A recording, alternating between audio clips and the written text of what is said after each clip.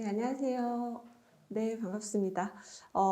우리 오늘부터 이제 저랑 심화 강의, 언어 논리 심화 강의 진행할 텐데, 우리 기본 강의 끝난 지 사실 그렇게 오래되지는 않았어요. 그죠? 근데 제가 기본 강의 하면서 무슨 말씀 드렸었냐면, 기본 강의 때 우리가 5급 공채 언어 논리라는 시험에 나오는 문제 유형들을 좀 분류를 해서 그 유형별로 어떤 식으로 접근하는 게 좋을지 접근법을 좀 생각해 보고 했었잖아요. 그래서 심화 강의 들어오기 전까지 여러분들이 뭐 민간 경력이라던가 7급 공채 시험이라던가 그다음에 우리 기출에서는 뭐 최근 뭐 최소한 한 3개년 정도의 문제들을 스스로가 우리가 최근 상대년은 기본 강의 때 많이 보기도 했지만 그 문제들을 스스로가 좀 유형을 분류해서 같은 유형끼리 묶어서 내가 시험장에서 이런 유형의 문제가 나왔을 때 어떻게 접근하는 게 좋은지 그런 것들 좀 스스로가 좀 연습을 해보자라고 말씀을 드렸었는데 그게 어느 정도 좀 진행이 됐는지 모르겠네요. 언어는 굉장히 감각이 중요한 시험이고 강의를 듣는 시간 외에 내가 어떻게 나의 감각을 올리기 위해서 강의 때 들었던 것들을 적용하면서 내 것으로 만드는지의 작업이 제일 중요하다라고 생각하시면 좋을 것 같고 그래서 이번 이제 10회 동안의 강의에는 우리가 기초 입문 강의 때부터 쭉 단계별로 언어 논리 공부를 해왔거든요. 그래서 기초 입문 강의 때는 언어 논리라는 시험이 사실은 언어라는 이름이 붙어 있는 다른 유사한 시험들과 좀 다른 특징이 있다. 그러니까 단순히 독해력 테스트하는 그런 문제가 아니라 논리 파트가 포함이 되어 있고 하기 때문에 조금 더 도식적으로 글을 읽고 구조를 보고 하는 것들이 중요하다. 그래서 그런 연습들을 좀 했었고 기본 강의 때는 아까 말씀드렸듯이 기출의 유형을 분석해서 접근하는 방법을 연습을 했습니다. 그러면 그 단계가 끝났다. 어느 정도 여러분들이 그거를 연습을 해놨다라는 가정하에 심화 강의 때는 어떤 것들을 진행을 할 거냐면 일단 논리 논증을 좀 하나로 묶어보려고 해요. 우리가 기본 강의 때는 광독이라고 해서 논증 파트 쪽이나 문맥 파트 쪽을 따로 좀 봤었고 그 다음에 논리라는 챕터를 따로 구성을 해서 논리 문제에서 나올 수 있는 우리 기출의 이론들을 딱 정리를 했었고 그죠? 그리고 그 이론이 어떤 식으로 문제화 되는지 이론을 기준으로 정리를 했다면 심화 강의 때는 난이도 높은 문제 위주로 기출들을 좀 다룰 건데 일단 논리와 논증을 합쳐서 어차피 논리 논증은 같이 가는 개념이니까 언어 논리라는 시험에서 논리 논증이 어떻게 매핑이 되어 있고 그 안에서 출제원들이 어떻게 문제를 출제를 하는지 그 부분들을 좀 큰 틀로 보려고 하고 그래서 기본 강의 때 봤던 거와는 좀 다른 기준으로 문제를 분류해서 보려고 합니다. 그리고 문제들은 아마 기본 강의 때 기본서에 포함되어 있지 않은 문제들 위주로 진행이 될 거고요. 좀 난이도 있는 문제로 진행이 될 겁니다. 그리고 독해 파트는 우리가 기본 강의 때는 발문대로 분류를 했었어요. 그래서 뭐 부합 스타일의 문제, 그 다음에 추론 스타일의 문제, 그 다음에 알 수 있는 없는 이라는 발문 달려있는 문제의 특징들을 보고 발문에 따라서 보는 방식을 연습했었는데 기본 강의 때 제가 밀독 파트 말씀드리면서 무슨 말씀 드렸었냐면 독해 문제는 발문에 따라서 사실 크게 접근 방법이 달라지지 않는다. 그래서 유형을 분류할 때 발문을 기준으로 분류를 하셔도 되지만 뭐 소재를 따라 분류를 하신다던가 우리 구조 얘기 많이 했었잖아요. 그래서 구조를 따라 분류한다던가 이런 방법들이 다 좋은 기준이 될 수가 있는데 기본 강의 때는 발문 위주로 봤기 때문에 우리 심화 강의 때는 좀 소재별로 그러니까 여러분들이 어려워하는 소재, 과학 소재, 그다음에 뭐 역사 소재 이런 것도 원체 많이 나오니까 거기다가 좀 추상적인 어떤 철학 관련 소재라던가 그다음에 최근에 많이 나오는 게 또 법률이나 규정 관련 소재들이 꽤 나오고 있기 때문에 그런 소재로 소재별로 좀 지문을 나눠서 각각의 소재에 어떤 특성이 있는지 공통적으로 선지에 뽑히는 어떤 표현들이나 양식이 있는지를 같이 좀 분석을 해보려고 합니다. 그래서 심화 강의 때는 그런 방식으로 진행이 될 거고 그래서 오늘부터는 어떻게 진행을 할 거냐면 일단은 논리 논증 파트를 먼저 볼 거예요. 기본 강의 때도 우리가 논리를 먼저 나갔잖아요. 그 이유가 논리적인 틀들이 논증 문제나 밀동 문제, 독해 문제에 계속 적용이 되기 때문에 기본적인 논리 틀을 알고 나서 들어가는 게 언어 논리는 좋을 것 같아서 일단 이번 강의도 논리 논증 파트를 먼저 좀 보고 논리 논증을 연습을 좀 난이도 있는 문제까지 해서 사실은 변별력이 생길 수 있는 게 그 부분이거든요. 언어 논리에서. 논리 논증 문제를 내가 얼마나 정확하게 풀어서 맞춰내느냐. 남들은 5분 걸려서 4분 걸려서 풀 문제를 2분, 3분 안에 풀어낼 수 있느냐. 이게 결국에는 변별력을 높일 수 있는 그런 문제들일 거기 때문에 논리 논증 파트를 좀 먼저 진행을 하도록 하겠습니다.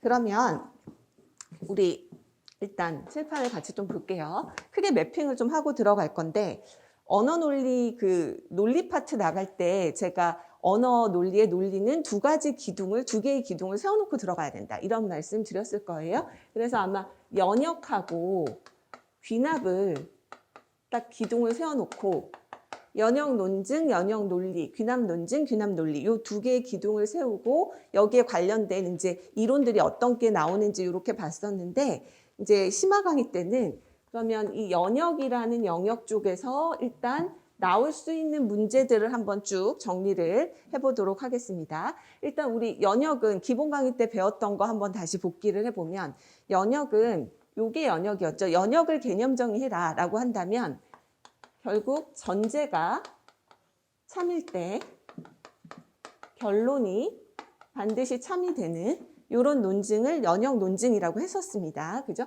그래서 요 개념, 전제가 참일 때 결론이 참이 된다. 요거를 뭐라고 얘기했었냐면 타당성 이라는 개념으로 이해를 했을 거예요. 제가 설명을 드렸을 거고. 그래서 연역 논증은 뭐라고 얘기하냐면 타당성의 논증이라고 얘기를 하죠. 그러면 연역 논증이 타당성의 논증이다 라는 사실로부터 어떤 문제가 나오게 되냐면 논증의 타당성을 판단하는 문제가 나옵니다. 예전 기출에서는 정말 1번부터 5번까지 논증 한 5개, 문장 3개씩 정도로 이루어진 논증 5개 주고 그 논증이 논리적으로 타당한지 아닌지를 판단하게 하는 그런 직관적인 문제 형태로 출제가 됐다면 최근 논증의 타당성 문제는 어떻게 출제되냐면 올해 기출에서도 나왔고 작년 기출에서도 나왔고 재작년에도 나왔어요. 지문에 이렇게 지문 짤막하게 주고 밑줄 한 5문장 정도 이렇게 그어준 다음에 기역과 니은으로부터 디귿이 도출된다. 아니면 어떤 거를 추가하면 니은에서 리을을 도출할 수 있다. 이런 식으로 밑줄 친 문장들을 전제나 결론으로 가정하거나 그 다음에 뭐 어떤 전제를 추가했을 때 밑줄 친 문장들을 합쳐서 어떤 결론이 나올 수 있다라고 전제와 결론 간의 관계를 상정을 하고 뭐 예를 들면 기역과 니은이 참일 때 디귿이 참이 되는지 이런 식으로 물어보는 식으로 그래서 분석이라는 발문을 달고 논증의 타당성 문제가 나오고 있습니다. 그래서 논증의 타당성은 지금도 계속 출제되는 그런 중요 출제 파트라고 보시면 돼요. 논증의 타당성 쪽 관련해서 여러분들이 알아두셔야 될 거는 논증의 타당성을 판단하게 하는 연역 규칙들이 있었어요. 지난 기본 강의 때도 공부했지만 정권 긍정법이라던가 후권 부정법이라던가 선언지 제거법 이런 것들 연역 규칙이 있었죠. 그 다음에 타당성이라는 개념과 비교될 수 있는 그러면 논증이 타당하지 않으면 다시 말해서 전제가 참일 때 결론이 참으로 안 갈 가능성이 있다. 안 간다라고 해버리면 요거는 뭐라고 얘기하냐면 부당한 논증이라고 얘기하죠. 논증의 부당성, 논증의 부당한 논증과 관련해서 나올 수 있는 이제 문제가 뭐냐면 오류와 관련된 문제가 출제가 됩니다. 이 오류와 관련된 문제 같은 경우에는 두 가지 오류로 출제가 됐어요. 그러니까 나온 적이 있어요. 일단 첫 번째는 형식적인 오류. 형식적 오류라 함은 아까 연역 규칙과 연계해서 제가 알아두면 좋다라고 말씀드렸던 후권 긍정의 오류, 전권 부정의 오류, 그 다음에 선언지 긍정의 오류, 이런 오류들 있잖아요. 이런 거를 형식상의 오류라고 얘기합니다. 그러니까 전제와 결론 간의 그런 어떤 형식에서 오는 오류다라고 보는 게 이제 형식상의 오류고, 그 다음에 이제 두 번째는 뭐냐면 비형식적 오류라는 게 있습니다.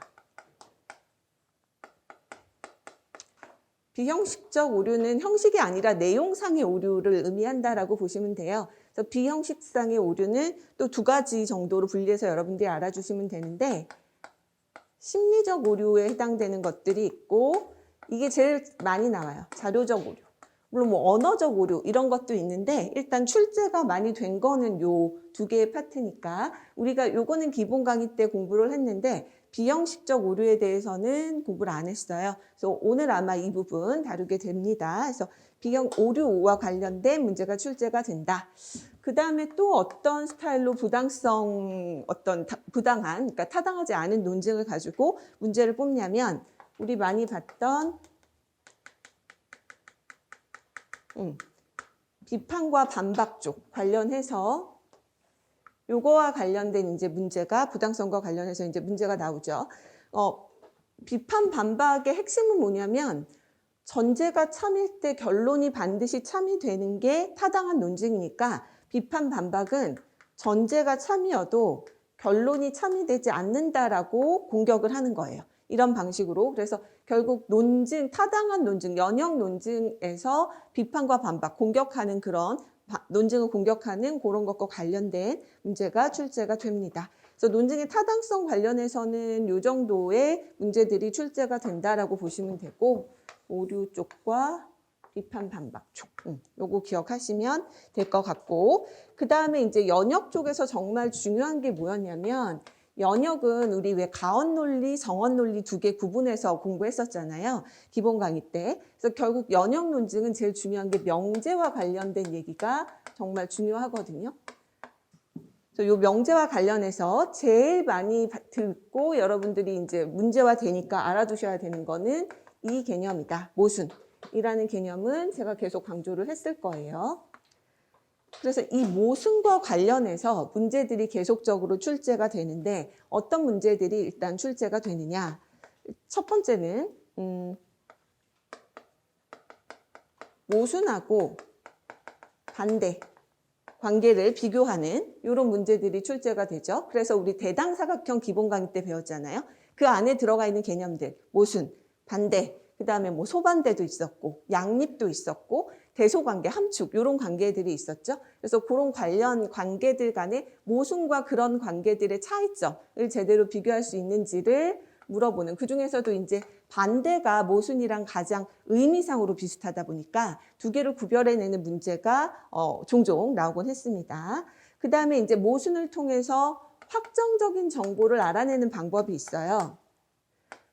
모순이라는 개념을 통해서 논리 문제에서 확정적인 정보를 찾는 이런 문제들이 출제가 되고 있고, 그 다음에 모순을 통해서 어떤 논리 퀴즈 문제에서 경우의 수를 줄일 수 있는 방법들이 있죠.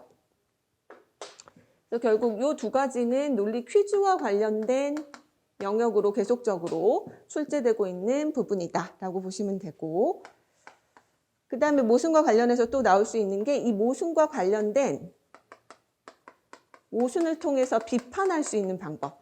아까 여기서 비판과 반박은 전제가 참일 때 결론이 참이 아닐 수 있다. 이런 논증의 구조를 비판하는 거였다면, 모순을 이용해서 비판하는 방법은 이런 거였어요. 결론이 A 화살표 B로 나왔을 때 요거를 논리 명제로 비판할 수 있는, 그러니까 A 화살표 B와 모순 관계에 있는 게 A and not B이기 때문에 결론이 이렇게 나와버리면 이런 방법으로 비판할 수 있다. 그래서 모순과 비판을 가지고 문제가 또 출제가 되고 있고, 그 다음 아까 모순하고 반대 비교하는 문제 있다라고 했는데, 모순과 양립도 비교해서 알아두셔야 됩니다. 특히 이 양립은 모순 다음으로 우리가 그 명제와 관련해서 많이 나오는 어떤 개념인데, 양립과 관련해서는 두 가지 형태로 문제가 출제가 된다라고 볼 수 있어요. 첫 번째는 양립의 방향성에 초점을 맞추는 문제가 있고요. 아니면 양립의 기호화 쪽에 초점을 맞추는 논리 기호화.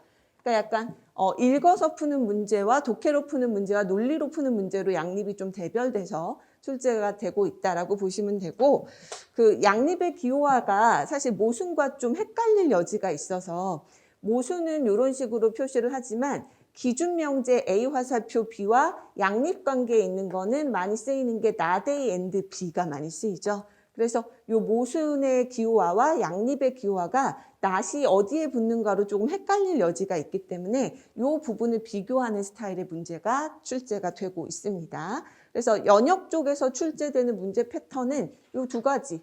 크게 타당성의 논증이라는 점에서 논증의 타당성 관련된 문제와 연역에 어떤 나오는 가업 명제와 정업 명제 관련해서 모순이라는 개념을 가지고 계속적으로 문제를 뽑아내고 있다. 그래서 출제 패턴이 이 정도거든요. 지금까지 2004년부터 2022년까지 나와 있는 언어 논리의 논리 논증 문제의 패턴이 연역에서 이렇게 뽑히고 있다라는 큰 틀을 정리를 해두시면 되겠고, 우리는 이제 여기에 해당되는 문제들을 하나씩 보면서 좀 난이도 있는 문제들까지 접근법을 좀 알아보도록 할 겁니다. 요게 연역 파트다라고 보시면 되고, 그러면 귀납 쪽은 간단해요. 좀 지웁시다.